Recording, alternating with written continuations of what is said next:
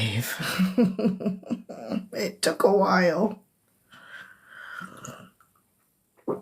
It took a while, but we're live. Hurrah!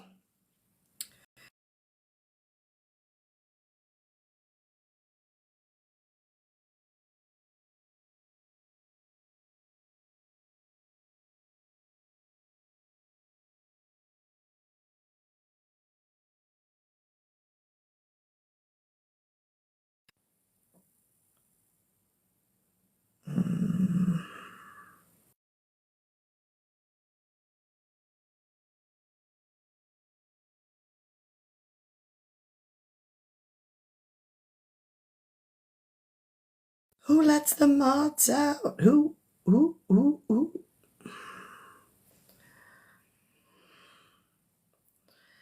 Right, let's get this shared out.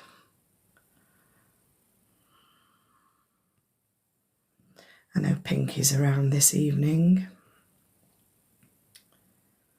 Let's see who else is.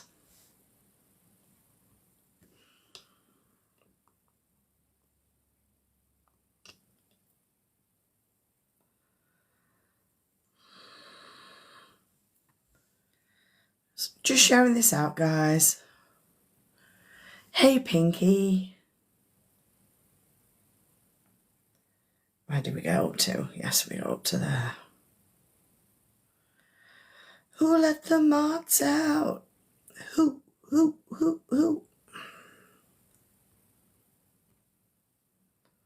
Just finding all the mods. How are you, gorgeous girl? It's so lovely to see you. It's been forever. Annette? Thank you for the heart, me darling. Let's see if we can get in. It's been such a long time, people will be like, what? She's back online? No freaking way.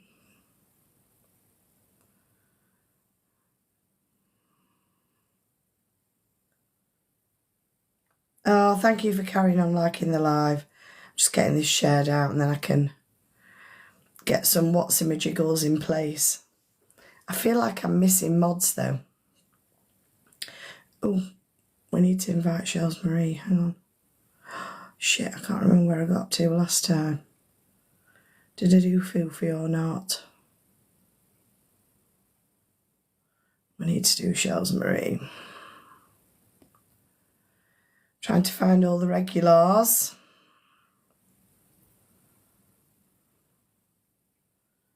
I don't think I've got everyone, but here, there we go. Ah, we've got Kaz here, that's good. Right, I'm going to start playing some power thoughts. Well, I would if the volume was turned up.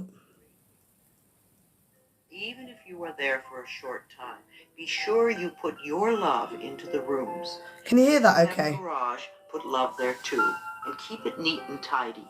Hang a picture or something attractive, so when you first come home, you enter through beauty. Yeah, good. I bless my home with love.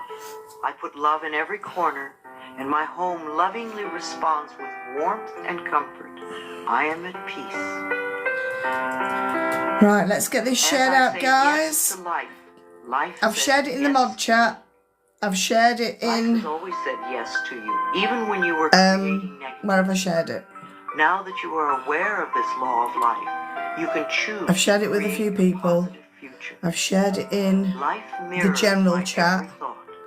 I'll share it in Giant Leaps, actually.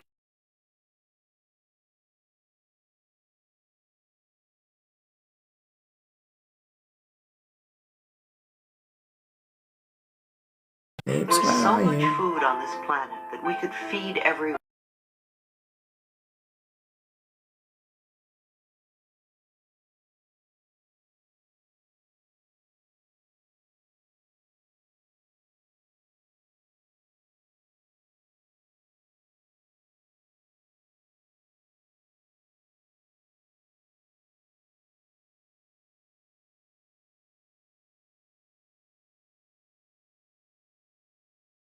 Make sure Shells Marie gets in because she's bought the book. people on this planet, yet you will hear She's people bought the tell you book. that they are lonely.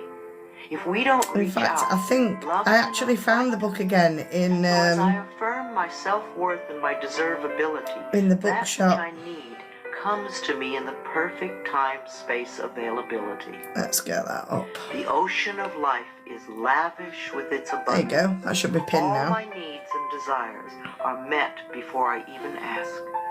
My good comes Oh, I fit quite well in at the side here. everyone, I made it so that was on that side because everybody kept saying, what book is it? All is well in my world. My life has always worked perfectly, only I did not know it. I didn't realize that every negative event in my world How's was Kazia? life reflecting back to me. Look, I've still got my little... Oh, you can't Now tell. that I am I've still aware, got my little I can book consciously program my thinking process to have a book life that saver works in. on all levels. Everything in my life works now and forevermore. I think I'll start off where we finished last time. My work is deeply fulfilling. When we learn to love what we do, then life sees to it. Oh, you've that seen we 3 will books, always have you? interesting Amazing. Creative occupations. When you are ready Good emotionally stuff. and mentally for the next step in life, There's quite a life will move you to a it. lot of her books Give your actually. best to life. She's got loads. I do what I love and love what I do. I know that I am always working in the right place. I think she passed away a few years ago. I think she's about 92. Lessons my soul So she did all right. Life supports me. Right, let's You keep follow tapping, the laws guys. of life. Let's get these Life will people support in. you abundantly. I've not seen, because I've not been Life in created the me to Discord be much. fulfilled. I trust life. I've not Life is built that up, always but I there need. at every That's turn. one of my biggest I am things. safe. Your sister did. Wow. My future is glorious. Is your sister Our all about futures personal will always development then, represent Cassia? our current thoughts. What you are thinking and saying right now is creating your future. So think Your sister-in-law glorious is mean. thoughts, and you will have a glorious future. Is she I now mean? live in limitless Or is it because love, she's been brought light, up that and way? joy. All is well in She's life. all over that. All over that. Love it. I open new doors to life. As I walk down the corridor of life, there are doors on I've every shared this to side. Leah already, Each but I one don't know whether opens she's to a free. new experience. The more I clear the negative thought patterns from my mind, the more I find doors that open to only good experiences. My clarity of thinking brings to me the best that life has to offer. I rejoice in what I have. I just want to And make I sure know I've shared it fresh to all new the mods, because experiences I are always ahead of me. I greet the new with open arms. I trust life to be wonderful. think one of my friends is going I to try and join claim tonight my as own well. power, and I lovingly create my own reality. No one can do it for you. There were quite a Only few you can nice make people your on own last week as well, weren't declarations in there? your mind. If you give your power to others, then you have none. When you claim your power, it is yours. Use it wisely. I ask for more understanding so that I may knowingly and lovingly shape my world and my experiences. I now create a wonderful new job. I wish it allowed you to share to more Bless than your 15 current job people. with love and Oh, release Jess is it with there. love to the next person who takes your place, knowing that you are moving into a new level of life. Keep your affirmations for the new position clear and positive. And know Charlotte, that I've you not seen deserve Charlotte for the best. ages. I am totally open and receptive to a wonderful new position, using my creative talents and abilities, working Ben's in the with house. people I love in a wonderful She might be location. asleep. Oh, bless her. She all right? Oh, what little emojis have we got? Everything I Yes. touch Be is a unapologetically success. you. We always I love have that. the option of poverty thinking or prosperity thinking. When we think thoughts of lack and limitation, then that is what we It's experience. good. The tappings are There is good. no Keep the way taps you can up. be prosperous if your thinking is impoverished. If you've sent a little heart me, thank you so much. I really You need to appreciate it. constantly We're running think book thoughts club of lately, prosperity and today. abundance. It's the first time I've been I back now in establish 5 a weeks, I new think. awareness of success. Oh, hey Lydia, I was just about to I know share I to can you. be How are as you, love? successful as I make my mind Hey, up. Wisdom. I move into the winning circle. As you can tell, my Golden throat has got a lot opportunities are better. everywhere for me. But I may still need to Prosperity cough. of every kind is Hang on. drawn to me. Like that. I am I'm glad you're well. receptive to new avenues of income. Thank you for the heart me's, Lydia. Thank you for the heart me When we wisdom. are open and receptive, life will But yes, find as you new can, ways I to have bring my income my to us. As we know and gruff affirm that we voice deserve all hath good, disappeared. the infinite source Well, it's will not open totally the channel. disappeared. I We can often still limit feel it, our own good but it's by not like it believing was. in fixed income and other closed ideas. Opening our consciousness. And I opens asked the my banks unconscious of mind heaven. how long it'd take to recover, and it said 4 I weeks. now receive my good from So I was like, expected I think I and need to rest. unexpected sources. And that's I why am I've kept an off unlimited everything, being, because I've needed the rest. accepting from an unlimited source in an 3 more days unlimited until you way. can go live. Why? I What am have you done? blessed You got beyond my bananaed. fondest dreams. Surely you've not I got deserve the bananaed. best, and I accept the best now. But you're lovely. How on The earth only could you thing have got that keeps us bananaed? from having the good in our life I did need is the that rest, we don't Fairy Shadow believe we Hunter. deserve it. Hello, love. How are Somewhere you? in childhood, we learned that we didn't deserve. Thank you for all your taps, guys. Now it is Let's time get it up to 5,000 before we start, and then we I can am get mentally cracking. and emotionally equipped to enjoy We're halfway a there, right? prosperous and loving life. It is my birthright. I've rested a lot, actually, Fairy Shadow Hunter. I claim I've my slept a good lot. now. I've had to rest my voice. I've not spoken to people for days sometimes, just to make The sure my laws of voice life is are rested. simple, far too simple for many And it's people who needed. want to struggle and complicate things. For something you didn't do and they wouldn't remove it. That's outrageous. Sammy's in the house. Hello, gorgeous. How are you? That simple. Miss Remy's in the house. Hello, beautiful. How are you? Moment is revealed to me. I trust Thank you for the myself, and I taps. trust life and all. Thank you for the heart, me. Miss Remy. Hello, love. I might have to come to your house for a shower tomorrow if that's okay. Because they're not coming till tomorrow to fix the bathroom and I feel a proper grub. Thanks, Sammy. See it as a sign that I need a break. Yeah, absolutely. Guys, there's a little rose challenge on at the moment. So mainly, the main thing that I'd like tonight is roses if possible. I've got training till 3, Remy, so it'll be after that if that's okay. She's untaggable, Pinky. She's got that big now, you know. You have to do calm, Remy, to tag her. Thank you for lighting up my roses, Wisdom. I do appreciate it. Your little title gift to you. You are never alone. Thank you, darling. I really appreciate it. I'm feeling completely grub. My hair. I don't know what is going on with my hair. But I have a function to get to on Friday and no shower. Remy's so good. My lovely friend. First sign of the slightest dis-ease in your Hey, Jem Bob. Long time no see. Pharmaceutical companies. Sit down, close your So we'll get started in a bit. Only 2k more taps and then we can get cracking. We are on chapter 3 of You Can Heal Your Life today. And I know I've had a bit of a break, but if you know where Shells Marie is, because she actually bought the book so that we could get started. And she's watched the other 2 chapters on YouTube, because what I'll do at the end of this is I'll record it all. It all gets recorded anyway. And then I'll upload it to YouTube. Your fingers are falling off. Please don't do that, Pinky. That'd be silly. Just gently tap. You don't need to tap like it's a drum. I express my Honestly. creativity. Everyone has unique creativity within them. Oh, I've got a flash goal. What's a flash goal? Does that mean I have to flash? 4 gifters to send a rose to my live in 15 minutes. Could 4 of you send me 1 rose each, please? And apparently I have a 24-hour live goal theme. Creative talents and abilities flow and are expressed in deeply satisfying Might as well pin ways. it. Thank you kindly. Creativity is always in demand. 1 out of 4. Thank you, Miss Remy. I am in the process of positive change. We are always in the Thank you, process of Pinky. change. 2 out I of used to 4. make many negative changes. Wisdom, I Now think that it I've may. I don't know learned why to it's not release counted old, yours. outworn patterns, My changes Maybe it's because you sent them before, I don't know. I am unfolding in fulfilling Who knows? ways. Only good can come to me. I now express But health, yes, happiness, there's a little prosperity, rose thing going on and peace of today. mind.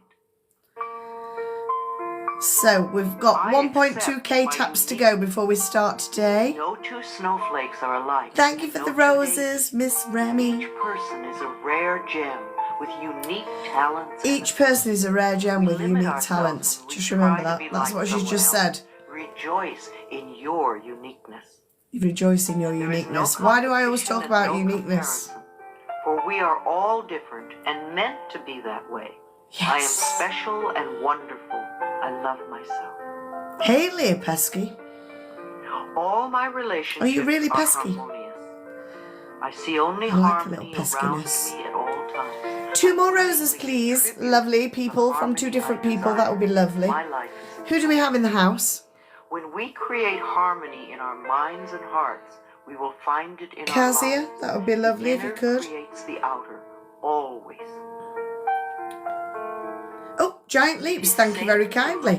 Coming in on her second account. We often are frightened to look within because we think Oh, that we will bless find you. this terrible You're a little thing. superstar. But in I spite just of looked what for where we you are and then I might saw you pop up in the what list. we will find is a beautiful child that longs for One our more rose. That's all I'm As I asking. move through the From layers a of completely other different people's person. opinions and beliefs, I see within myself a magnificent being, wise. And 800 more I taps. love what I see in me. I know. Someone send a rose, please. It's just 1 coin. Oh, you don't have any more coins? Oh, Kazia, honestly, you'll have to top up. The best way to get love is to give. Does anybody know the best place to Love top can up? mean acceptance and support, comfort and compassion. They're so kindness and expensive. gentleness. I certainly want to live in a world with This is why you need to collect more of them when you're live, love is Kazia. everywhere, and I Oh, am thank loving you. and Do you loved. know, I Loving meant to people send a fills treasure my box. life, In fact, and why find don't I myself send... easily expressing love to others. Where are my gifts? Loving Where others is that easy thing? when I love and accept myself. If I send a We can't really goodie love bag? others till we love ourselves. Otherwise, what we call Yeah, let's love do a goodie is bag. really codependency or addiction or neediness. No one How can to ever join, love share the yourself if live. you don't love yourself. You will always We'll be have a saying 5-minute things like, countdown. "Do you really I'm not love doing me?" 10 today. And there is no way you could satisfy another who does not Hey love Lula you. Bella, how are you? And how's your There will lovely be doggy? harsh silences and jealousy. So learn to love yourself. Thank you You for will the have hot a loving meat. life. That's My cool. heart is open. Yes, I so allow Remy, my thank you love very to much for flow. putting a treasure box I up love there. I do myself. appreciate it. I love others. And there's Others also a goodie bag up there, so if you I share am the live, beautiful and you can grab a everybody loves rose. me. So I go use live this with other affirmation a DJs, lot when I'm but walking today down a didn't have city time street. to. And even though they don't Okay. hear it, it's wonderful to see how Hey many Chloe, people nice to respond join with us. Smiles. Try it. Thank you for the This affirmation roses. can really make your Thank day you for the when you're heart out me. and about. I radiate Jojo's here, and I'm yay! deeply loved by others. Thank you for the heart me, Love darling. How are surrounds you, my love? Been a and long protects time. me.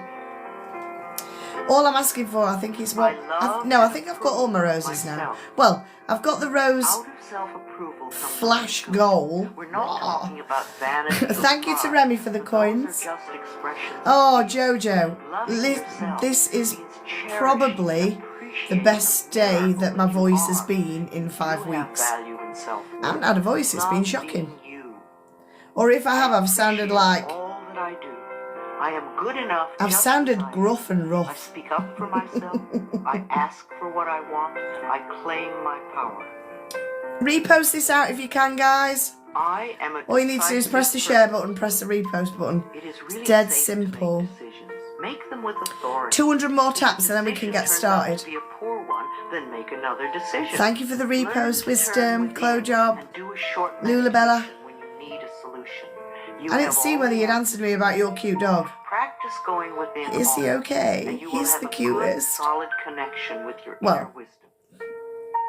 I trust my inner wisdom. There's still Mr. And I Dinkles. make decisions with ease. He's my most favoritist.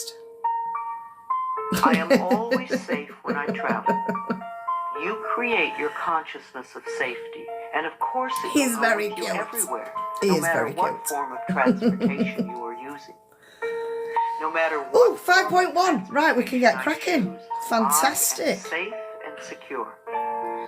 Okay, so what I've been playing is 101 Power Thoughts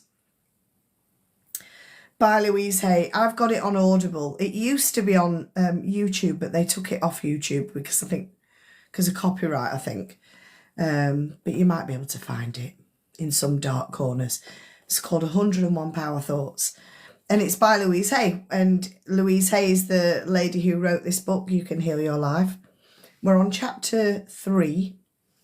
But I thought I'd start off with the affirmation that we finished with 5 weeks ago. Now, I've been really poorly, which is ironic, when the book's called You Can Heal Your Life. And one of the things I do is I have a pendulum. I've not brought the pendulum in with me, actually. And if I'm ever poorly, I ask the pendulum how long it's going to take me to get better. And so the first thing I ask is, I wish I'd got my pendulum now. First thing I asked the pendulum is, will this illness be gone within the next 7 days? And it said no. And I said, will this illness be gone in the next 2 weeks? And it said no. Will it be gone within the next 3 weeks? It said no. Will it be gone within the next 4 weeks? It said no. Will it be gone within the next 5 weeks? And it said yes. And I said, so will it be gone within 4 weeks and 3 days? And it said yes. Will it be gone within 4 weeks and 1 day? And it said yes. So it has been 4 weeks and 1 day that I had a chest infection, and now I've got my voice back. So I always ask my unconscious mind for answers, and I asked what I needed to do, and I never used to listen to my body, and it just said rest. And so most of the time for the last 5 weeks I've been resting. And I wasn't quite ready last Tuesday to come back on. I was still very gruff last Tuesday, but I've really focused on resting my voice, and I've made sure that I've said things that I've needed to say to people, because when you have a sore throat, it's quite often because you're not speaking up. And so I've been speaking up and making sure I tell people what I need to tell them. Like I've been making sure I tell my dad what I need to tell him. I've been making sure I've been telling the builders what I need to tell them. Oh, wonderful. 5 of you have got coins from the goodie bag. So if you can pop a couple of roses up, that'd be lovely. And I'll send a new one. And all you need to do to get roses from there is share the live out. So it's dead simple. Excuse me. So I've still got a little bit of a cough, but it's nothing like what it was. That sounded like Darth Vader. So what I would say is listen to your body. Listen to what it tells you to do. If you don't know how to use a pendulum, come and speak to me, and I'll do some pendulum stuff with you, because it's good fun. So I thought I'd start off today with the last affirmation from the last chapter, which was all about what is the problem. In the infinity of life where I am, all is perfect, whole and complete. I am always divinely protected and guided. It is safe for me to look within myself. It is safe for me to look within myself, and it is safe for me to look into the past. It is safe for me to enlarge my viewpoint of life. I am far more than my personality, past, present, or future. Ooh. I now choose to rise above my personality problems, to recognise the magnificence of my being. I'm totally willing to learn to love myself. All is well in my world. Ben's in the house, yes. Oh, Wisdom loves using her pendulum. Amazing. Pendulum works so cool. I do it in the shop sometimes, you know, if I don't know what to buy, whether to buy something or not. Ah, thank you for lighting up the TikTok music gift, Chloe. That's so nice. Thank you. Oh, and a friendship necklace. Thank you so much. That's lovely. Thank you, Chloe Job. Really appreciate that. I shall make sure I follow you after this live. So this chapter is called Where Does It Come From? Thank you for the perfume. And I want you to all say this with me. The past has no power over me. Say it with me now. Pop it in the comments so I know that you're saying it even unconsciously. Because if you're typing it, you're saying it in your head to type it. The past has no power over me. I don't know, Ben, but I love that it's Chloe Job. It makes me giggle. Thank you for the perfume as well. The past has no power over me. The past has no power over me. Remember, the past has no power over me. And when you know that the past has no power over you, then things from the past won't be holding you back. The past has no power over me. So I'm just going to read through the book and I'll give some insights and some discussions. What I will do is I'll put the little chat boxes up. And if anybody wants to come and sit in a box, if anybody wants to come and sit on the panel, you can request to come and sit on the panel. Yeah, I can't reply to what I want to because it gets filtered. I love that. All right. We've gone through a lot of stuff up to now and we've sifted through what we thought the problem was. Now we have to come up with what I believe is the real problem.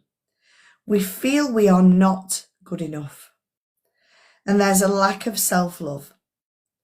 From the way I look at life, if there is any problem, then this has to be true. So let's have a look at where this belief of we feel like we're not good enough comes from. Just pop your mute on, Chloe Job, and we'll. Oh, did you want to say where it comes from? your name. Just a nickname. It's a little nickname. I said, shut up. But yeah, Fair you're already following me through Ben anyway. That's what I said before. I don't know if you saw it. Oh, that's cool. No, I didn't see it. I don't think it came up. That's all right. All right then, Flower, pop yourself on mute. And then if there's anything that you want to say, just come on and you can say it. If anybody else wants to come in a box, please get yourself up there. And mods will allow it. So how did we go from being a tiny baby who knows the perfection of itself and of life to being a person who has problems and feels unworthy and unlovable to one degree or another? How did we get from that? People who already love themselves can love themselves even more. Think of a rose. From the time it's a tiny bud, as it opens to full flower till the last petal falls, it is always beautiful, always perfect, always changing. And so it is with us.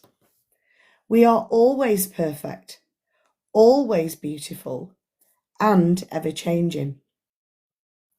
We are doing the best we can with understanding, awareness, and the knowledge that we have.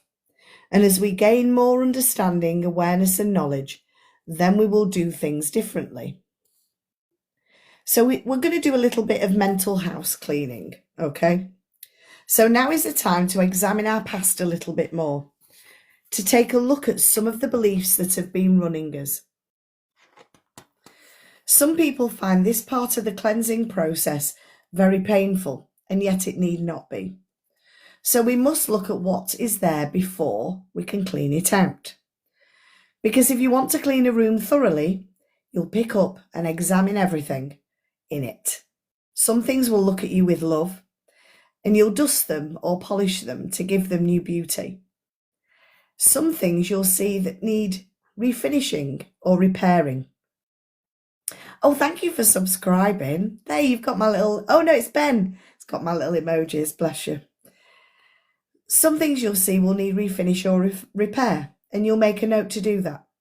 Some things that you pick up might never even serve you again. Hi, smart girl.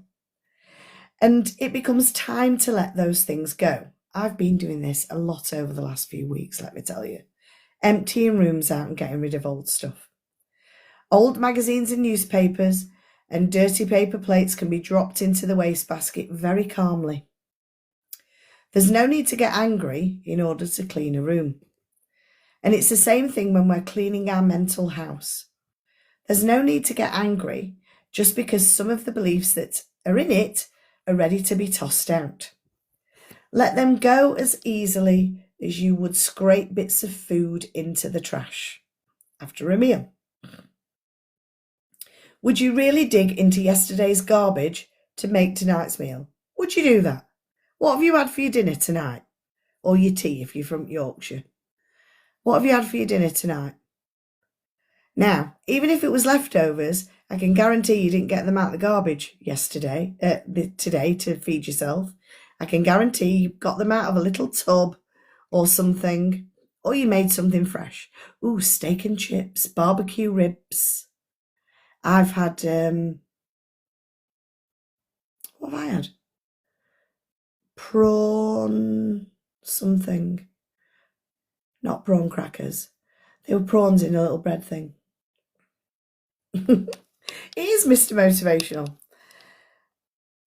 Burger and fries, a small portion. Very nice, Lulabella loves. Chicken soup, lovely. Oh, leftover roast dinner. Now, Fairy Shadow Hunter. I can guarantee you didn't get that leftover roast dinner out of the bins, did you? Out of the garbage. I can guarantee you got it out either from a little tray that you've had in the fridge, probably covered, or from a little box.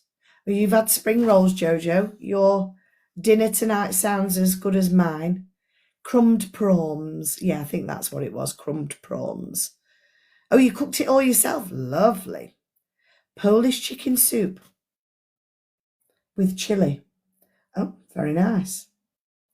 Very nice. See, you'll have cooked that days ago, but it will have been in the fridge or at a temperature since then. Okay? Yeah, you can crummify prawns. I've had crummified prawns tonight for my tea. It was lovely. Dipped in some Turkish garlic mayonnaise. Beautiful. So what I wanted to say is that all of that stuff that you've prepared today is either fresh or from your fridge or your freezer. You've not collected it from the garbage. So we've not collected yesterday's dinner to eat today. Beaten an egg, then panko. Ooh, lovely. Exactly. And then, so that's what we need to do with our minds. We need to clean our mental house. And by doing that, we don't go into what was in the past. Remember that first ever affirmation that we said, the past has no power over me. The past has no power over me. The past has no power over me. Oh, 3 of you have got coins from the last goodie bag. So a few roses would be lovely. Thank you kindly. Yesterday's meals cooked again. I like that. I like yesterday's meals cooked again, but we'll have got that from something else. My brain is a fridge that needs clearing out. Okay, so let's clear out the fridge then, Jojo. So I want you to let these go, just as you would any little tidbits that were left on your plate, like the ends of the prawns or the burnt bits, if you don't like burnt bits. Thank you for the roses, Lulabella loves, and Jojo. If a thought or belief doesn't serve you, let it go. There's no written law that says that because you once believed something, you have to continue to believe it forever. Tell me now, all of you at some point were 4 years old, right? And when you were 4, I bet you totally and utterly believed you're 4, because that's the age that you start remembering what numbers are. And your mum or your dad or your family or your carer will have all said, you're 4. And how old are you? And you'd have gone, I'm 4. Oh, yeehaw. Thanks, Chloe Job. That's one of my favourite gifts. And you'll have remembered that you were 4. When you were 4, you will have totally believed that you were 4. Am I right? Put yes in the comments if when you were 4, you totally believed that you were 4. Can anyone vouch for this person? Yes, totally believed you were 4. Exactly. You remember 4. Yes, you totally remember you were 4, Wisdom. Good. Kazia can't remember. Can you remember being 8, Kazia? Is that a little bit more? Or do you remember being 18? Too much trauma around that age for you. All right, do you remember being 18, Ben? You remember being 4? Brilliant. Good. Everybody remembers being 4 and believed they were 4 when they were 4. Do you believe you're 4 now? Or do you believe you're 8 now? Or do you believe you're 18 now? Yes or no? Put it in the comments. No, there you go. You're definitely not 4. You're definitely not 8. And you're definitely not 18 right now, are you? Whereas when you were those ages, you believed it. Hey, CG. You remember 9 and up. Okay.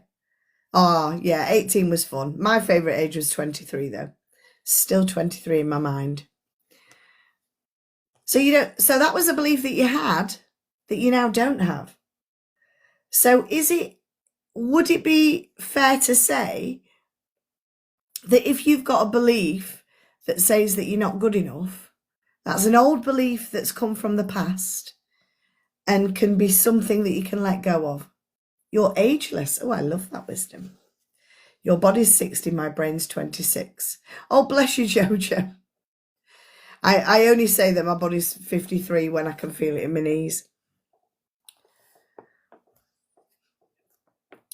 When I can feel it in my knees. Who's in the box? Is that Fairy Shadow Hunter that wants to come up? Yes, it is. Come in the box, Fairy Shadow Hunter, my love. Pop your mute on when you get here. Your brain feels 100. Oh no, your brain's younger than you are, Lulabella. Pop your mute on, love. There we go. So, if we've got a limiting belief that says, I'm not good enough, and it came from a parent who repeatedly told you that you were stupid, that you were dumb, that you weren't good enough, that you never got things right, do we need to keep that? That's all right, Clojob. Do we need to keep that belief?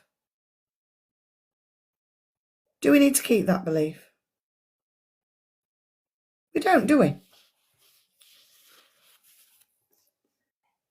Maybe you said you wanted to be a success. So this is a story here.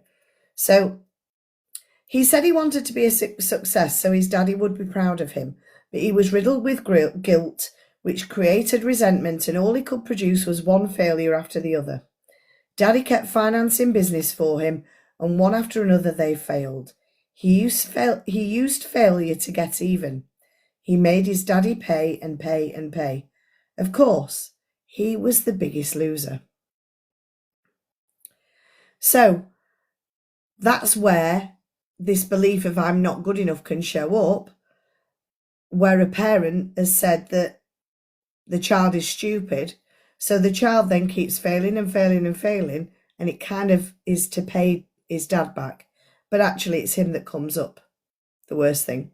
I wanted to be a police officer, but I came to England and I couldn't be it anymore. Can you not be one now, even though you've got residency and stuff and you've been here more than 10 years? What about this limiting belief of a lack of self-love? So let's take this into young place. This is where it came from, trying to win daddy's approval. The last thing she wanted to be was like her father. This sounds like me. The last thing I wanted to be was like my mum. They couldn't agree on anything and were always arguing. She only wanted his approval, but instead all she got was criticism. Her body was full of pains. Her father had exactly the same kind of pains, and she did not realise her anger was creating her pains, just as her father's anger was creating pain for him. So even though she didn't want to be like her dad, she ended up being like her dad, pain and all. Because when we say we don't want something, we end up being like something or somebody. I spent my life saying, I don't want to be like my mum. I don't want to be like my mum. And when I moved home, I realised how alike mum and I are. So now I embrace that all of my fabulous qualities come from my mum. You don't want to be a multimillionaire. And what's the reason for that, Ben? What would stop you from being a multimillionaire? Nope, you are good. They accept retired army. Yeah, I thought so. Life experience is valuable. I thought so. I think you would be now, Kazia. Now you're older. So, oh, your dad. Oh, right, okay. I'm getting you, Ben. Takes me a while sometimes, but it's fine. So one of the things, because my mum's got Alzheimer's, you just said what you don't want, and that's what you get. Right, right, yeah. I get it. So yeah, when you say a not before something, usually what follows is what your unconscious mind wants. So if you say, oh, I don't want to be ill, or I don't want Alzheimer's, or I don't want this, or I don't want that, you're just too clever for your boots, Ben, you are. You're very clever. I want to be that quick. And so, and so what happens is we say we don't want to be like our parents in whatever way we don't want to be like them. And there's an element of that ends up being similar to them. Like when my mum walks in the shower, I see her shape from behind and I'm like, that's my shape. I know exactly where I've got my figure from. And when I see my smile, I know that I get it from my mum. I also know I get my chin and my nose from my dad. And so even though there's things that you may have said that you don't want, oh, how many of you got those things in your life now? Limiting belief, I'm not good enough. And where it came from was being abandoned and ignored. So it was difficult for him to talk. Silence had become a way of life for him. He had just come off drugs and alcohol and was convinced that he was terrible. I discovered his mother died when he was very young, and he had been reared by an aunt. The aunt seldom spoke except to give an order, and he was brought up in silence. He even ate alone in silence and stayed quietly in his room day after day. He had a lover who was also a silent man, and they spent most of their time alone in silence. The lover died, and once again he was alone. So this I'm not good enough, an aunt or an auntie? Yes, an auntie. Auntie. Do I need to say an aunt for you to realise it? I'm Yorkshire, Ben, so it's aunt. So, are you ready to get rid of the limiting belief? Do you have a belief that is, I'm not good enough? Or life is dangerous? Or a lack of self-love? That's all right, Ben. Because we're going to do a little exercise now. I'm a shit parent. No, stop saying that. Right, we're going to get rid of that one, Jojo. So the next exercise, if you've got a large sheet of paper in front of you, if you've got a piece of paper in front of you, it's very helpful. Oh, Arta, thank you for the heart, the hand heart. That's lovely. Do appreciate. If you've got a sheet of paper in front of you, Pinky always says, grab your notepads, grab your pens. This is a little exercise. And I want you to start writing down on that notebook, or you can put it in the comments if you're brave enough. Make a list of all the things that your parents said were wrong with you. Write them down right now. What were the negative messages that you heard? Just keep writing and keep writing. I know, it is sad. We're going to sort that out though, Kazia. It's fine. Hey, birdie. So grab a piece of paper and write down on that piece of paper a list of all of the things that your parents said to you that were wrong. If you wrote those in the comments, I'd lose my account. Put them on paper then, Ben. Lazy, unfocused, distracted. Oh, I got lazy. Selfish I got as well. Distracted. Daydreamer. Instead of hyper, my mum used to say that I got a St. Vitus dance. And that's because my legs were wiggling all the time. I'm not smart enough, not quick enough. If I don't work hard, I go to nowhere. These are a lot of things, aren't they? Hey, Kylie. Crochet. And so when you write these things down, pop them all down. If you've got your phone, put me notes. I'm not good enough. A to Z, meaning swearing at me, how bad I am, and all of that kind of stuff. Hi. Hi, Kinney. Hi, cutie. You okay? How are you? I'm good, thank you. Are you doing this exercise where you're writing down all the negative things that your parents said to you? Yes. Excellent, good. Pop yourselves on mute then, flowers. Flowers. Oh, yes, and if you don't study, you'll be useless. Yeah, I got that one as well. Cool. Definitely.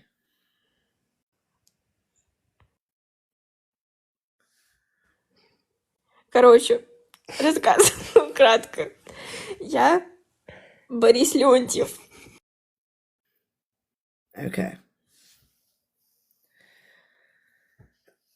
Sorry, I've dropped you because you need to be talking about what we're doing. Okay, so once you've written those things down, and I know that some of you will, I know that some of you will still be writing. Thank you, Ben. It says here half an hour usually works to get everything down. But I think most of us, if we remember back, we can probably get down most things within the first 10 minutes. And then come back to that list and keep adding to it. So also on the list, what did they say about money? Money doesn't grow on trees. We're not made of money, you know. I'm not working just to pay for your stuff. Very true. So write down anything they said about money. What was the other one? Oh, they've got money, so they're posh. That's what I got a lot. Who made her think she were better than us? She's only got money now that she's married to your Uncle Eddie. That's what I got about me Auntie Leslie. You treat this place like a hotel. Oh, yes. You still get that from your mum, dear. Oh, bless you. Oh, it's like Blackpool illuminations in here. Why are all lights on? In our house, it were always, turn big light off.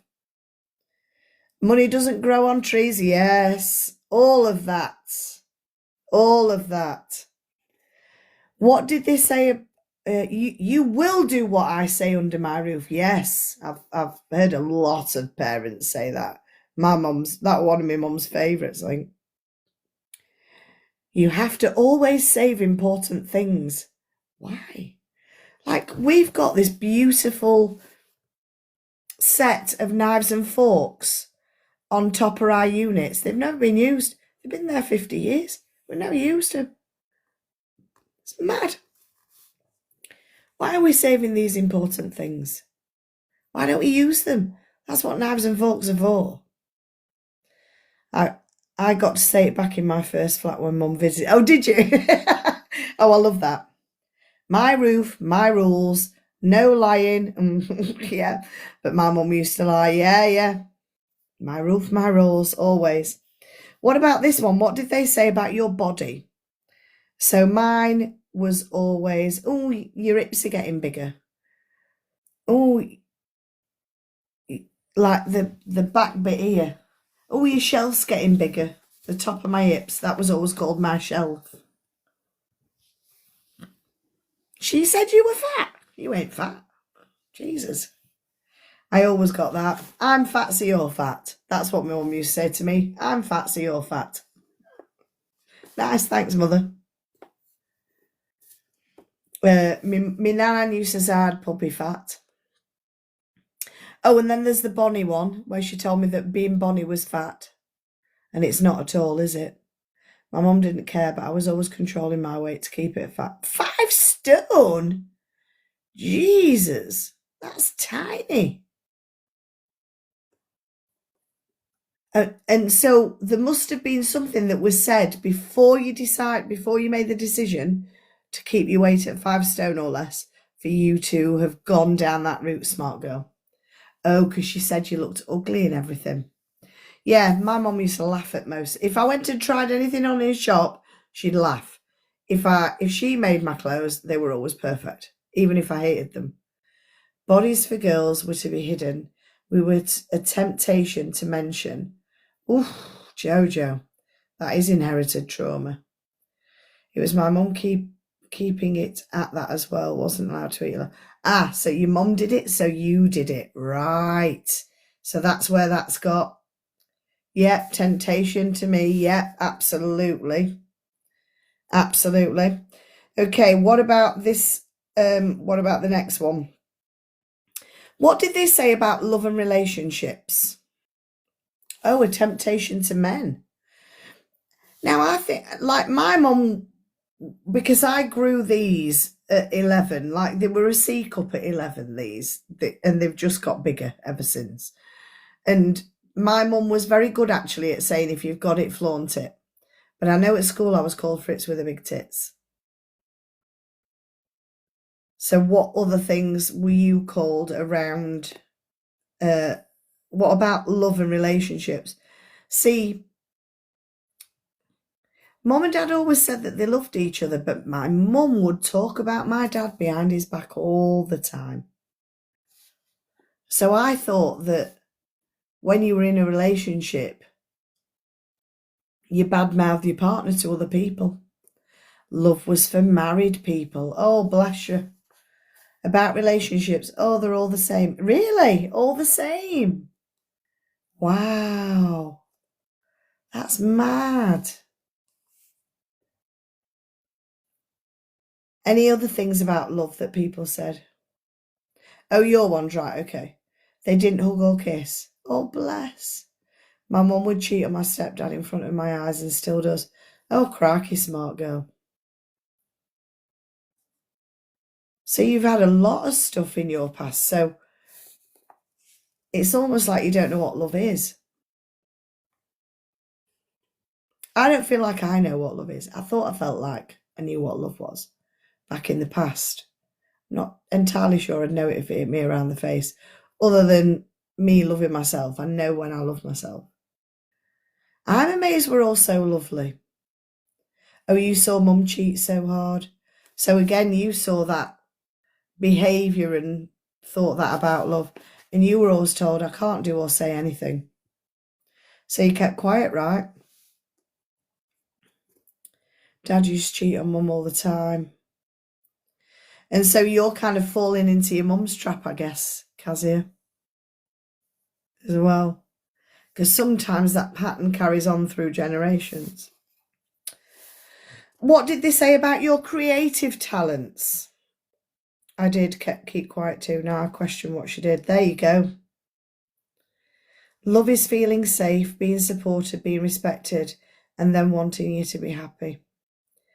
And I think seeing love from my dad's side, because I absolutely adore my dad. Like, I've always adored my dad. And I think seeing love from my dad's side, it's like my dad would do anything for my mum. Even when Mum was being mean, my dad would do anything for her.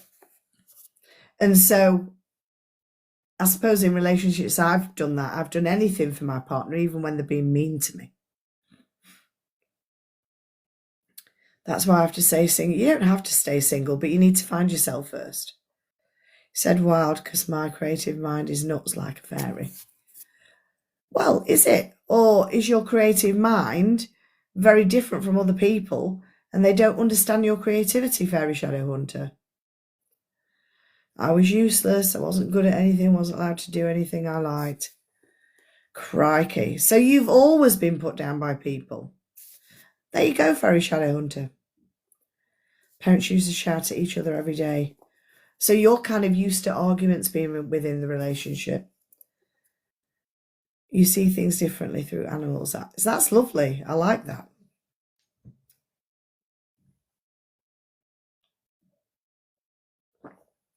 So, what were the limiting or negative things that they said to you? So for me, I would be like, oh, you'll never be good at piano if you don't practice all the time. If you keep banging the piano, you'll never be good at it. I think so, but I shut down when people you shut down when people shout at you. Yeah, because you've seen it often enough and you'd have had to have kept quiet in the past.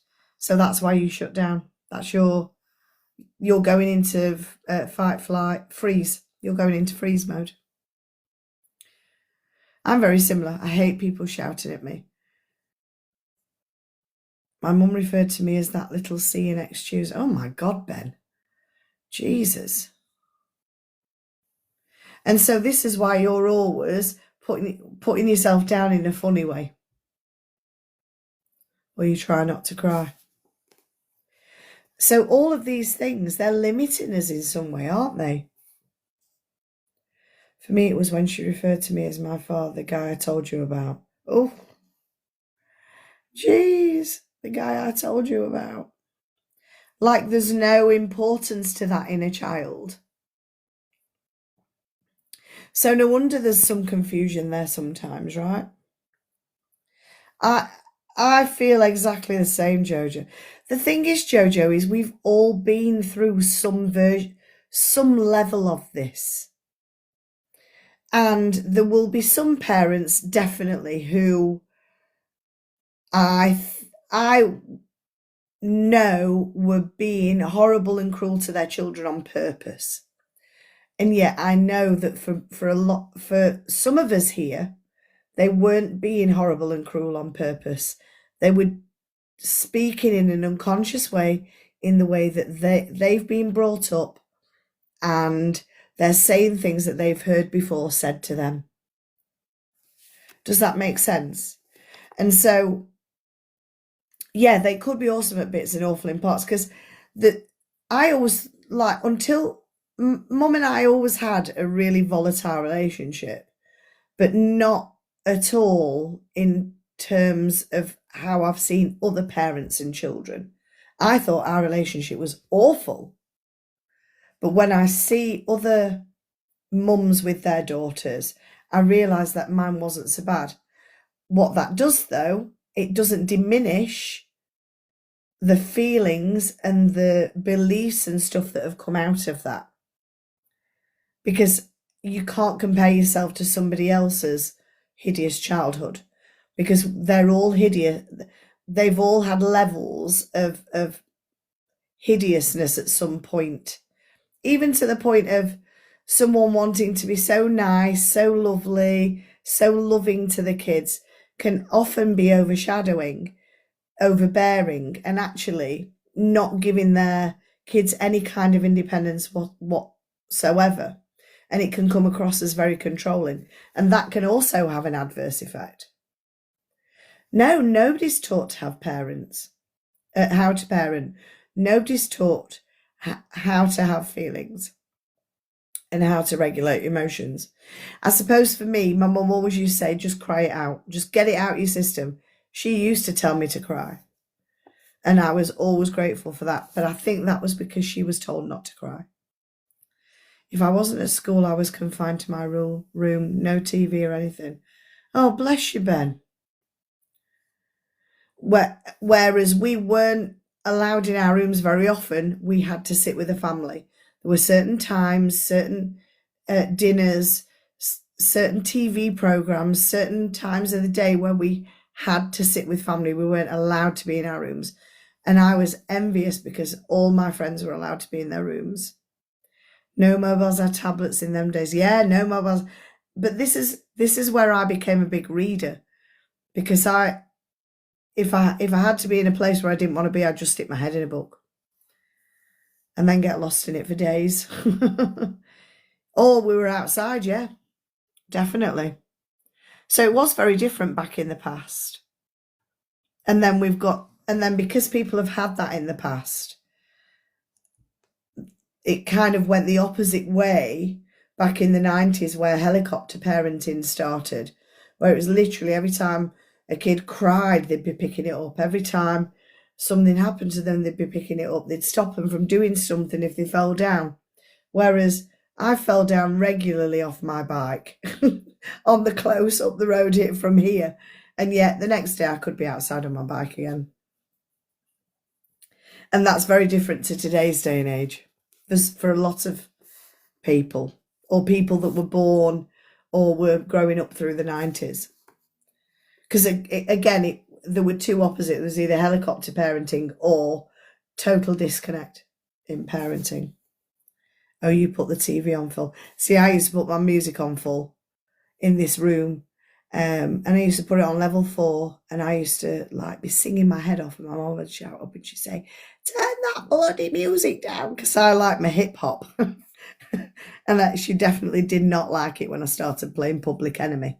And because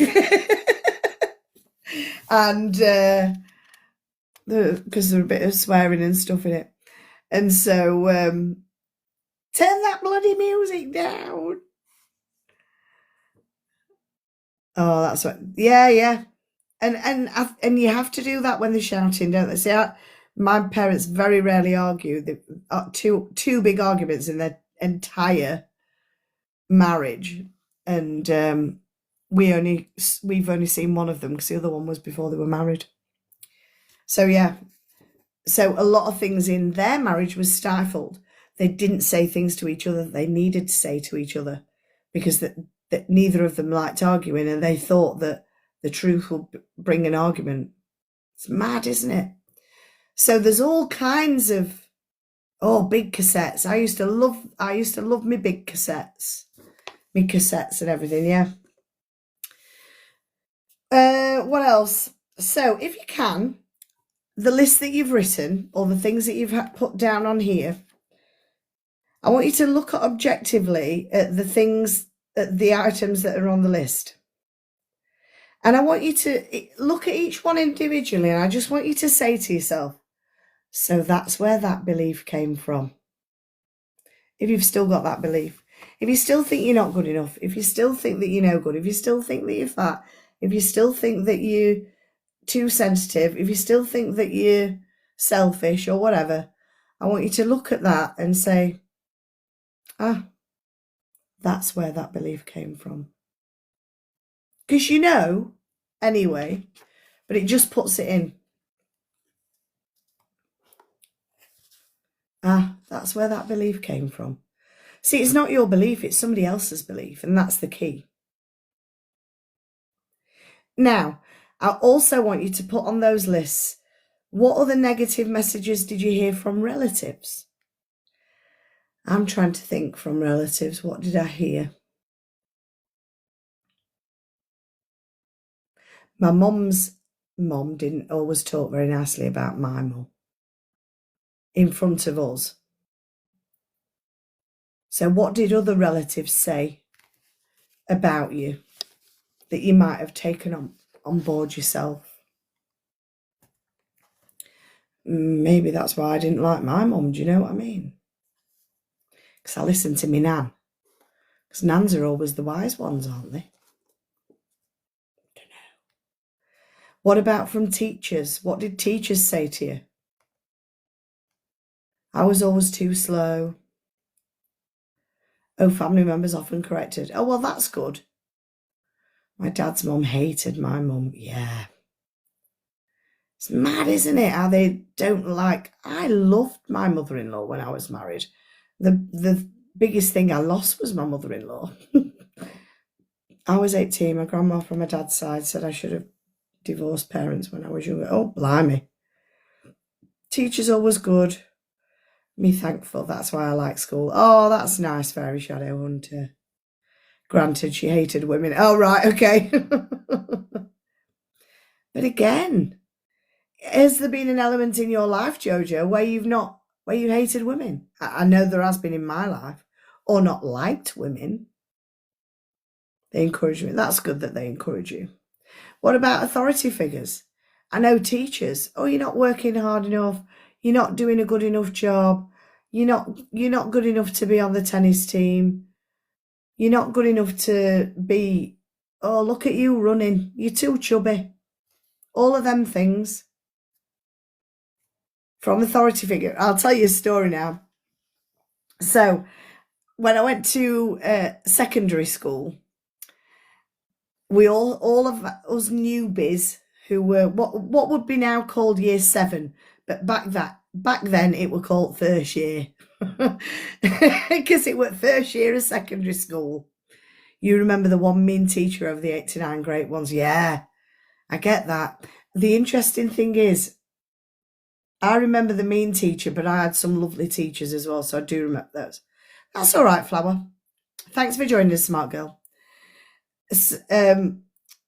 And we were all sat in the hall on our very first day. And do you remember the Human League? Don't you want me, baby? Don't you want me? Oh, that had just been number 1 earlier on that year. And we were in September. You know that. Oh, thank you for the roses. Do you know?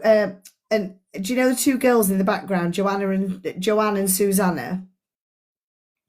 Well, those girls went to my school. They were year 11s. What would be now year 11, which were 5th year, 5th form when I was at school. And so Joanna and Suzanne, when they were, I was working as a waitress in a cocktail bar.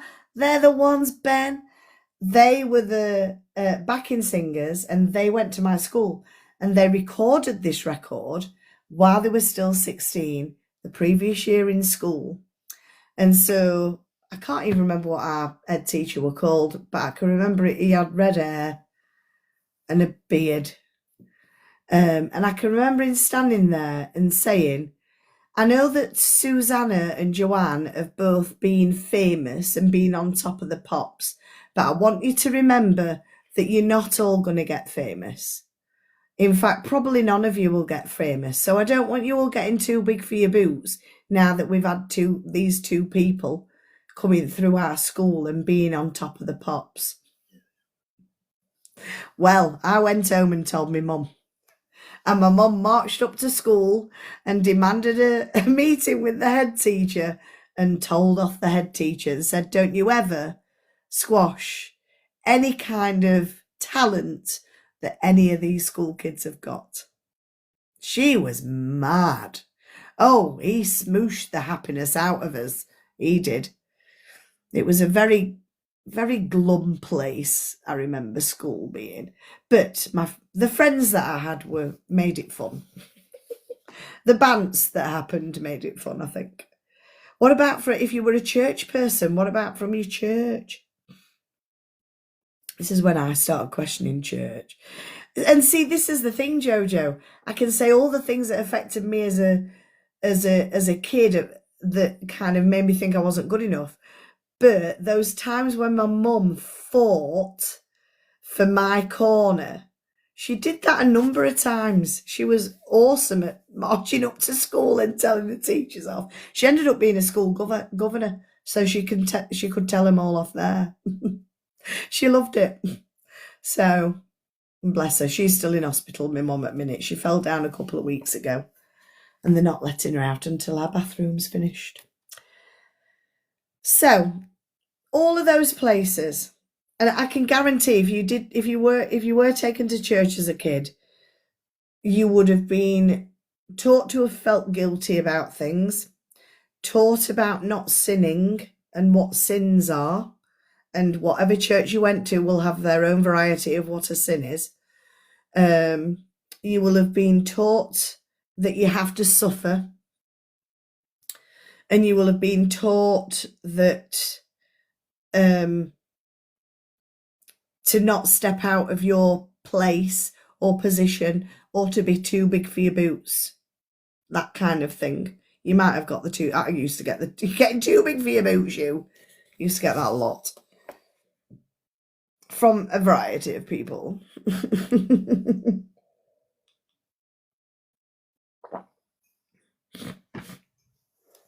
So all of those things It's all about control. When you see all of those things on that piece of paper, I want you to look at that and say, so that's where that belief came from. And you know, it's really funny because since I've been doing this kind of stuff, and even in my last business, I used to want to be famous. I used to want to be one of them QVC people, you know, that wiggled their hand with a ring on it in front of the thing. Oh, look at the shimmer on that ring. Not with that accent, clearly, but I would have loved to have been like a QVC presenter or something like that. And I have been on telly when I was a teenager, but it was in a dance performance. I was at the back. You saw me a couple of times, but it was literally like a waft past my face or something. But for a long time I always said, I don't want to be famous. Oh no. And it kind of, the only thing that, when I went to a function a couple of weeks ago, there was a lady talking about PR and how you can get your business into newspapers and magazines and stuff like that. In fact, I've got a book here. I was reading through a book yesterday. Well, you can't see it. The Power PR. No, yes. No, it's going in now. That one. By Nicola Rowley. And it's about growing your business through storytelling. Well, you know that I love a story anyway.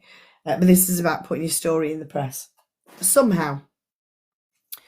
And I've just started thinking about it because I've been reading the book and thinking, well, I like coming on here. I'm all right going live on here, but going in a magazine, like, I can't even imagine it. But again, that'll be from that. Oh, you won't be famous or whatever. So let's get rid of these beliefs, eh? What you have on the piece of paper are thoughts that need to remove from your consciousness. These are the very beliefs that you have that are making you feel not good enough. So if we can see ourselves as a 3-year-old, if we were to take a 3-year-old and put them in the middle of a room, and you and I were to start yelling at the child, telling them that they were stupid, how he could never do anything right, how he should do this and shouldn't do that, look at the mess that he's made, maybe hit him a few times, and we'd end up with a frightened little child, right? We'd end up with a little child who would be docile in the corner, tears up the place with anger or cries a lot. The child would go one of two ways, but we'll never know the potential of that child because all we've done is just shout at them. If we take the same little child and tell them how much we love them, how much we care, that we love the way that they look, love how bright and clever he is, that we love the way he does things and it's okay for him to make mistakes as he learns, and that we'll always be there for him no matter what, then the potential that comes out of that child would probably blow your mind. Yeah, the child be having big trauma in that first one. But what about if we told them that we love them all the time? And I want you to know now that each one of them has that 3-year-old child inside of us, within us. And we often spend a lot of our time yelling at that kid in ourselves. And then we wonder why our lives don't work. If you had a friend who was always criticising you, would you want to be around that person? Perhaps you were treated that way as a child, and so it just becomes normal, and that's sad. However, that was a long time ago, and if you are now choosing to treat yourselves in the same way, then it's sadder still. So now here in front of us, we have this list of all the negative messages we heard as a child. How does this list correspond with what you believe to be wrong about you? Are they almost the same? Some of them will be, yes. How many on that list? Because we base our life script on our early messages. We're all good little children and obediently accept what they tell us as the truth. It would be very easy just to blame our parents and be victims for the rest of our lives. But that wouldn't be much fun, and it certainly wouldn't get us out of our stuck position. I had that from most English schools because I was the only Polish kid in the full school. I can imagine that, actually, because they single you out as well, don't they, Kazia? The problem is when we come on to blaming our family, blame is one of the surest ways to stay in the problem. Because when we blame another person, we give away our power. So how many of you, kids can be cruel. Not all kids, though. Oh, till the age of 16, right. Oh, bless you, darling. And what we often think is we blame things, we blame people in our past. And the blame game, we think that it's helping us because it's pushing that responsibility onto someone else. The thing is that whenever we're blaming someone, we're just giving away our power. And when we give away our power, it stops us from changing our past because we almost keep ourselves there when we blame other people. So what you've got to understand is that when you can rise above the issue, you can take control of your future. Because remember, the past cannot be changed. And the past does not define us. Our future is shaped by our current thinking.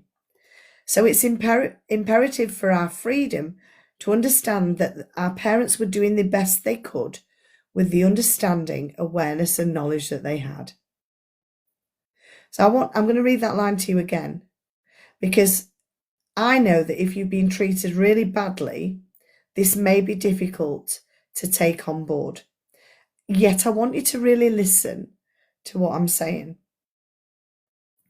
It's imperative for our freedom, for your freedom, to understand that our parents were doing the best they could with the understanding, awareness, and knowledge that they had. Whenever we blame someone else, we're not taking responsibility for ourselves. So those people who did all those terrible things to us were just as frightened and as scared as you are. They felt just the same helplessness as you do. And the only things they could possibly teach you are what they had been taught. So for someone to have treated you in that particular way, they had to have been taught that from somewhere. And this is why there is generational trauma, because it's passed down and down the generations. Agreed. In learning about their childhoods, I'm amazed they were as they were. Absolutely. And you've just said the same about all of us in here, Jojo. All the stuff that all of us have gone through, and here we all are, always kind to each other, always caring about each other, always asking about each other, and always supporting each other, right? So it's amazing when you think of the stuff that we've been through, that we are the person that we are still today, the kind side of us.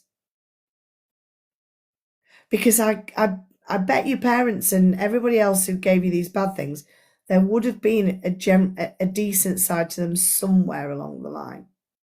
It may be that they never showed that to you, though. And that's the difference. So, how much do you know about your parents' childhoods, especially before the age of 10? My dad doesn't really remember a lot before the age of 14.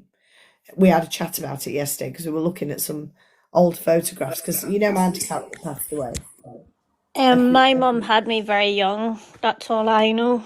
Oh, really? She had me at the age of 17. Oh, bless her. So I think it was also because she was still young herself. Yeah, and she's only a year older than kind of childhood, really. She's still really a child herself, brain-wise. Yeah. That level. Oh, bless her. That's why I can't blame my mum as well. And then also her parents didn't help her very much with me. So Yeah. She had to study and everything. And you know what, Fairy Shadow? It's a good thing that you're not going down the blame route, because what you can do by not blaming is take back your power and have power for yourself. Thank you. But no, I also it's just whenever I think back of it and stuff, if you know what I mean, that's why I'm like, it's not her fault. Yeah. She was young, she was going through her A levels. I did my A levels, and I was like, I didn't have any children, and having children in A levels, I was like, that must have been stressful. It must have been really tough, right? So yeah, your mum probably followed a lot of things that her mum told her as well. Yeah. You know, this is not how you bring a child up, and so that's why she did what she did. Yeah, and that's why it's just followed through. Yeah, absolutely, absolutely. Thank you for coming and saying that. I really appreciate your input. Oh, no worries. No, I always enjoy your lives and learn a lot from it as well, from other It's really people nice to hear too. your voice. It's the first time I've heard your voice. Yeah.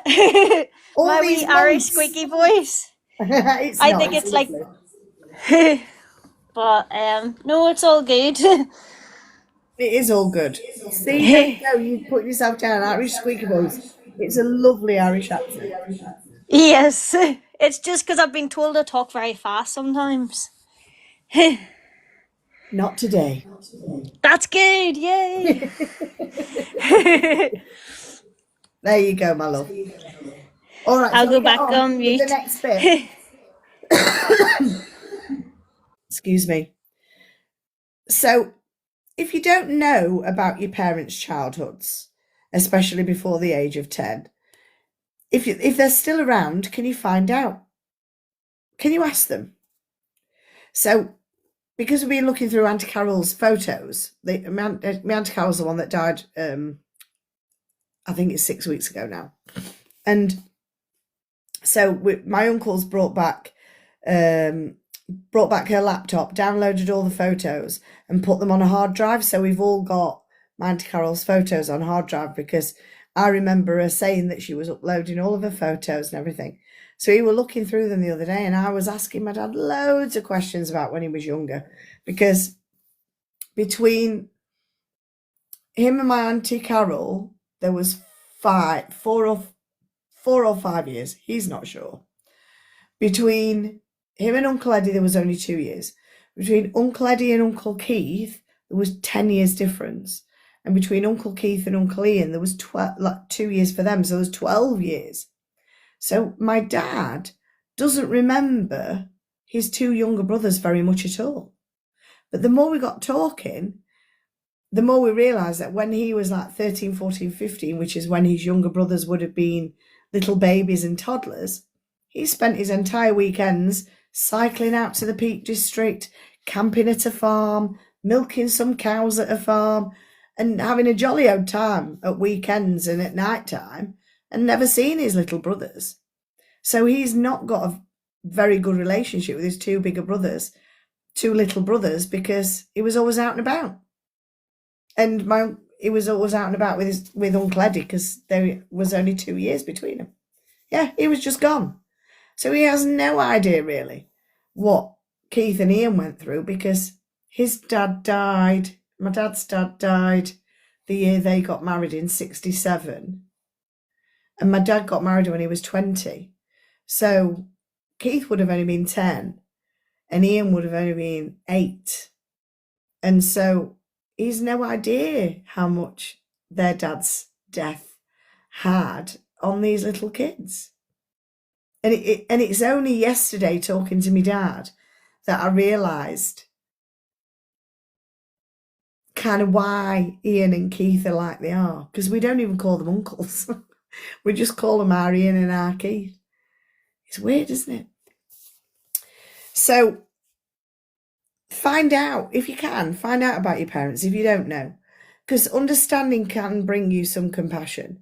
Because if you know that your parents' lives were rubbish too, and then they were rubbish to you, that may have an effect on how you see them. Because you need that knowledge for your own freedom. And if they can't give you that knowledge for whatever reason, whether they've passed or you don't speak to them or they can't remember their childhoods, then you've got to be able to free them to be able to free you. You can't, because you can't really forgive yourself 100% until you forgive your parents, all those people, those guardians that were around you at that time. The problem is that if we keep demanding perfection from them, then you're demanding perfection from yourself.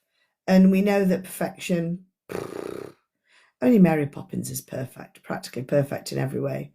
And perfection is like a goal that's too much in the distance.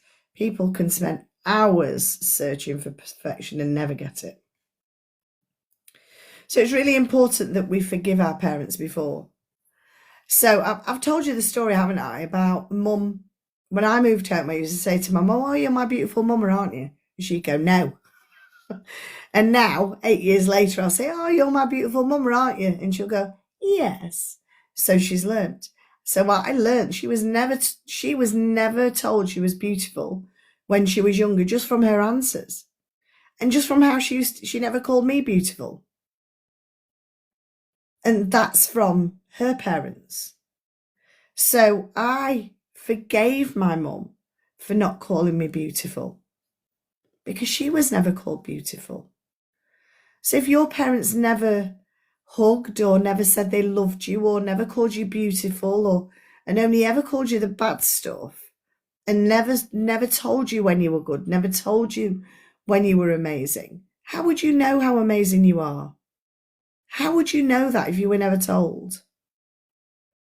And how many of you now are told by people who love you, are told by people who meet you, and they go, "Oh, you're amazing." You go, "Yeah, all right, fuck off," or whatever, because you think you're not. So you've never been told.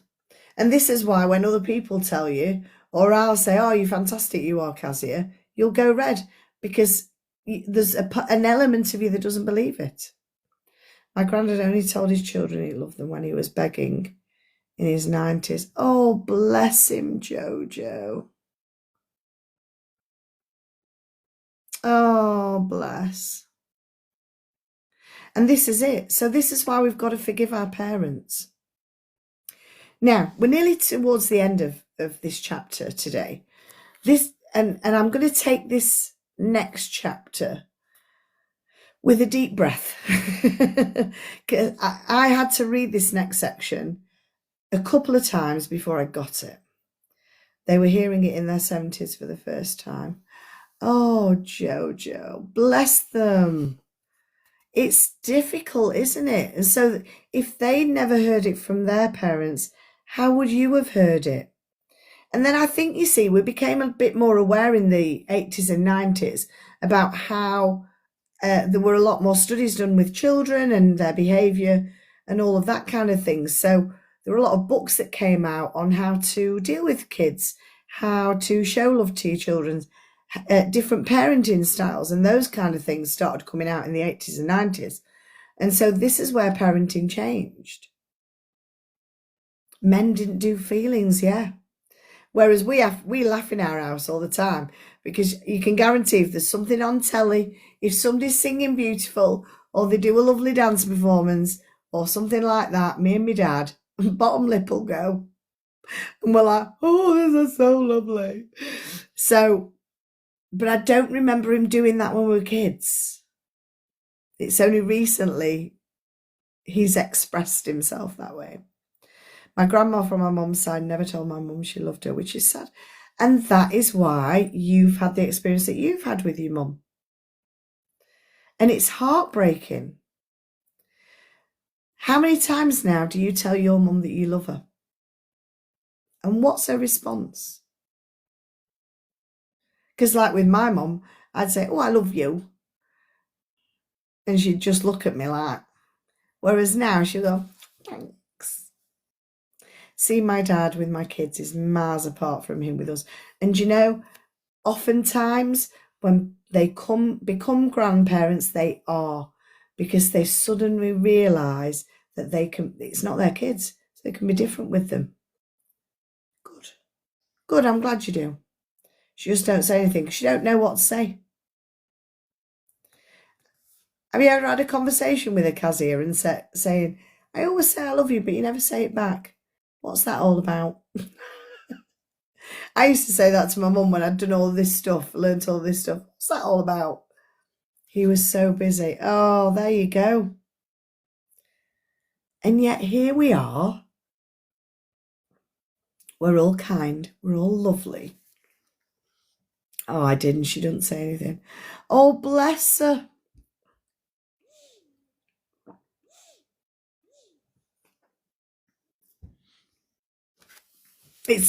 I had a one-to-one with my friend last week who's,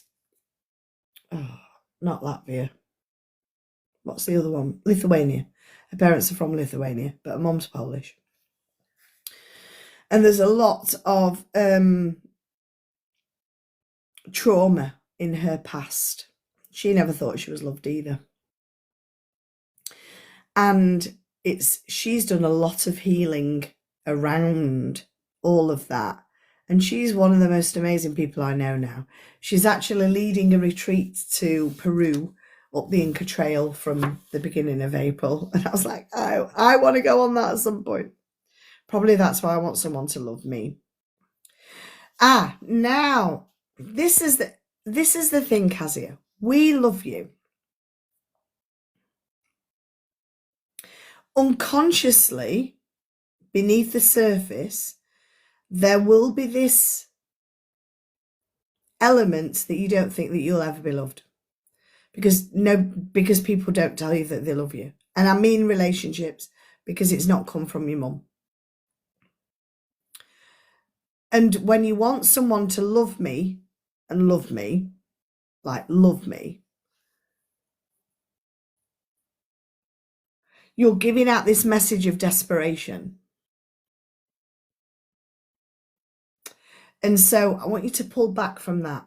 And I want you to remember that that belief is not yours. That belief is your mum's. And your belief now can be that you are full of love. And yet, the first person you've got to start loving is yourself.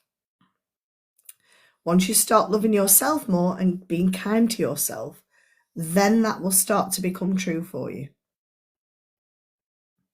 Okay? Because right now, if I say to you, well, I love you as a friend, I think you're amazing. I know you're like, thanks you guys, I love you guys too. There'll be an element of you that's like, nah, yeah, whatever, but I'll say that because it's nice. See, Jojo says I can't tell myself I love you. Because it's tough when you first say it.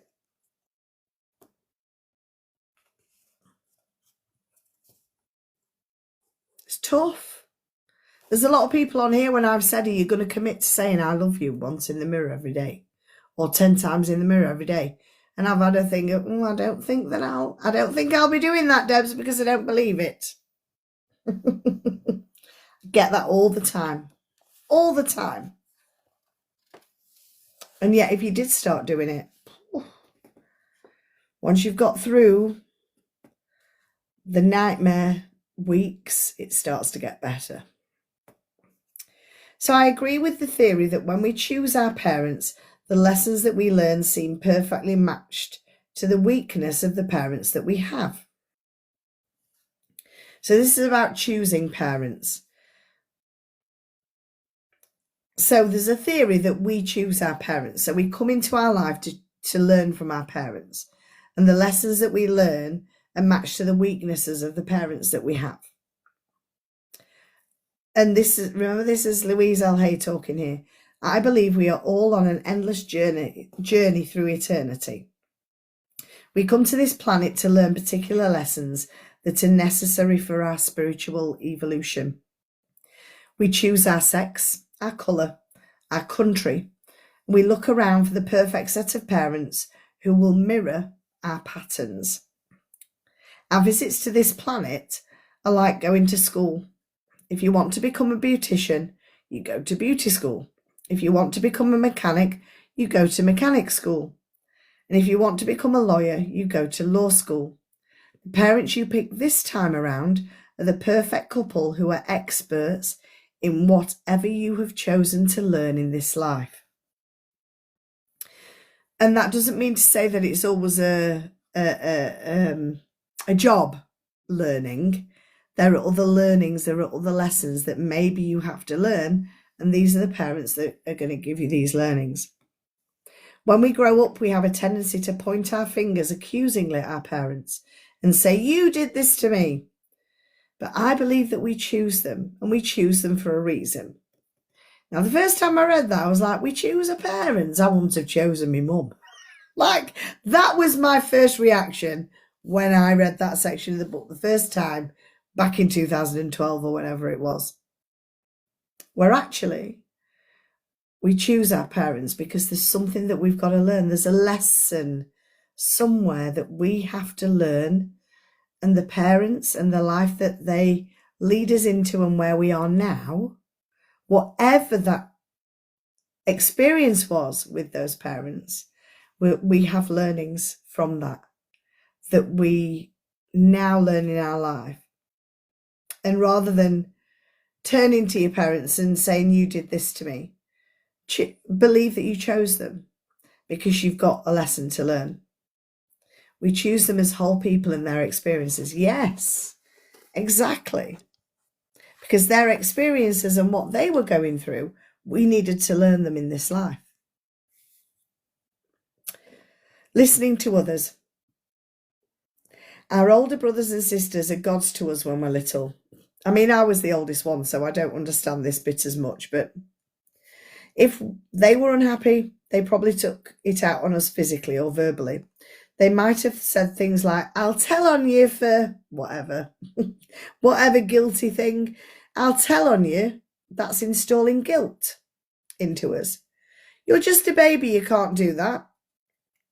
You're too stupid to play with us. So that might have been older siblings. Teachers at school often influence us greatly. In the 5th grade, a teacher told me emphatically that I was too tall to be a dancer. I believed her and put away my dancing ambitions until I was too old to make dancing a career. Did you understand that tests and grades were only to see how much knowledge you had at a given time? Or were you the child that allowed tests and grades to measure your self-worth? And because you didn't get the top grades, then that's where you decided that you weren't good enough because you were grade C or an E or whatever the numbers are these days. Our early friends share their own misinformation about life with us. The other kids at school can tease us and leave lasting hurts. When I was a child, my last name was Lunny, and the kids used to call me Lunatic. That wasn't my last name, that's in the book, by the way. Neighbours also have an influence. My last name was Staniforth, and my nickname was Stan at some point. Same name as my dad. Our early friends share their own misinformation about life with us from their parents. The other kids at school can tease us and leave lasting hurts. And you know that comes from their parents. When I was a child, my neighbours also have an influence, not only because of their remarks, because we're asked, oh, what will the neighbours think? Think back to other authority figures who were influential in your childhood. And of course, there are the strong and very persuasive statements made by advertisements in periodicals and on television. These days it's on our social media all the time. All too many products are sold by making us feel like we're unworthy or wrong if we don't use them. And the thing is, we're all here to transcend our early limitations. Whatever they were, we're here to recognise our own magnificence and divinity.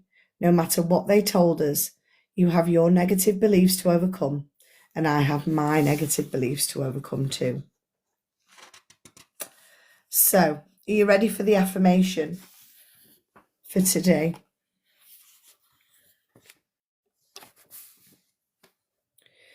In the infinity of life where I am, all is perfect, whole and complete. The past has no power over me because I'm willing to learn and to change. I see the past as necessary to bring me to where I am today. And I am willing to begin where I am right now, to clean the rooms of my mental house. I know it does not matter where I start, so I now begin with the smallest and the easiest rooms. And in that way, I will see results quickly. I am thrilled to be in the middle of this adventure, for I know it will never go through this particular experience again. And I'm willing to set myself free. All is well in my world. So that was that chapter. So what have you learnt? What have you heard? What do I need to know from the chapter that we've just read? You love it, Jojo. Good. I'm glad. We'll move on to chapter 4 next time, which is all about, is it true?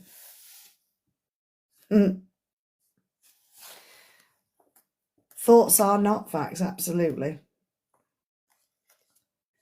So if you get a thought in your head, think where it came from. And is it true for you? To love yourself before we love someone else. Absolutely, Kazia. Get up to that mirror and tell yourself that you love yourself. Every freaking day. Every freaking day. Say that you love yourself. Even on the days where you feel like absolute poo. Because I've said it to myself every day. Sometimes with less vigour. But I do say it to myself every day. And I know when I don't say it to myself, I go into a right negative spiral. So yeah, good learnings, you two. Good learnings. So remember, forgive. When you forgive as well, you release those people that you're forgiving. When you forgive other people, you're releasing yourself. It's not about releasing them. It's when you forgive other people, you're releasing yourself from that tie. And remember that a lot of the stuff that you were told when you were younger, yes, forgiving others frees us. Yeah, absolutely, Jojo. So remember that. We're all amazing. We're all fantastic humans. We were all born absolutely pure. And we were like sponges as kids. And we took on board everything that was said to us, the good, the bad, the ugly. And so any of those bad, ugly stuff that we were told isn't necessarily true. And so what you've got to say is, when that comes into your mind now, is this true? Is this my belief or is it someone else's?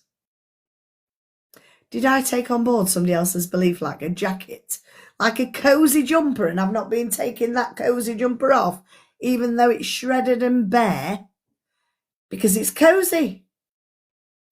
Yeah, your brain was super absorbent. Very absorbent. So remember all of those things.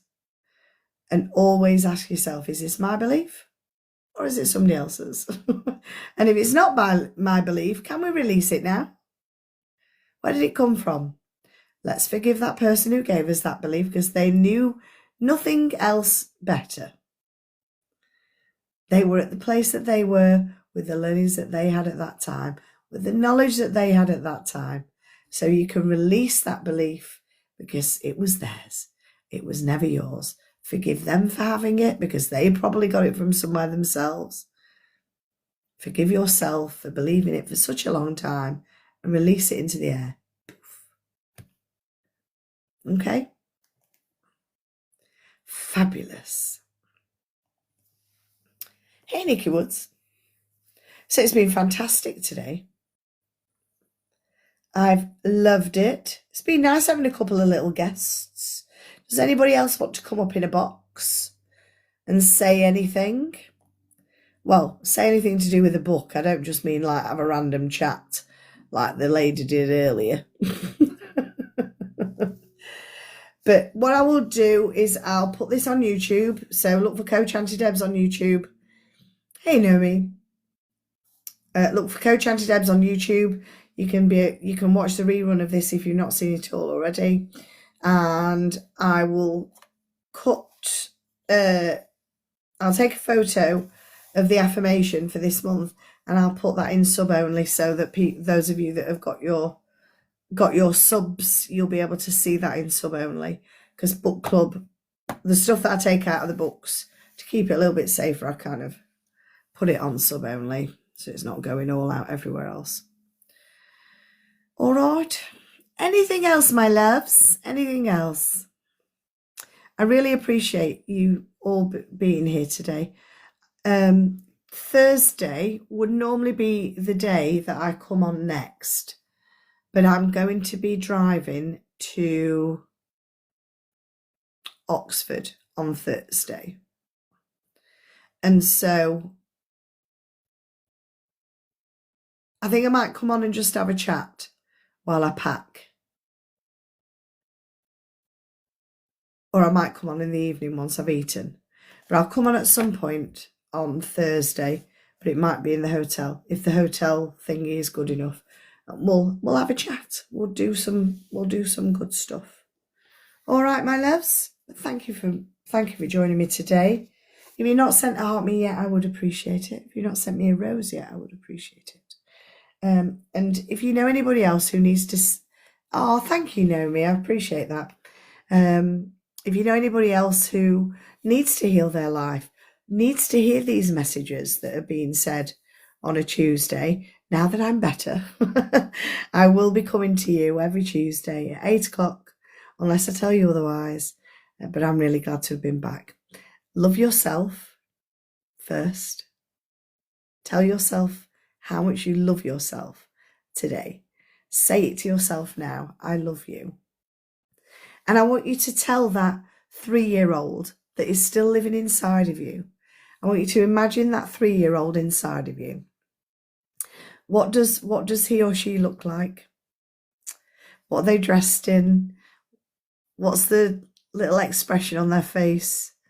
What are they feeling in this moment in time?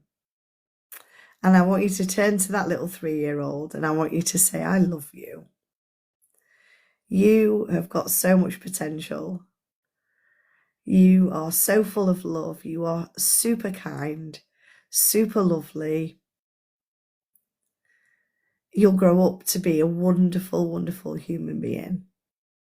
And I love you very much. Just say that to that little 3-year-old inside of you today. And let them feel that flow through them. Your inner child is always with you. And it just needs a little bit of love sometimes. Okay, lots of love, my darling. Night-night.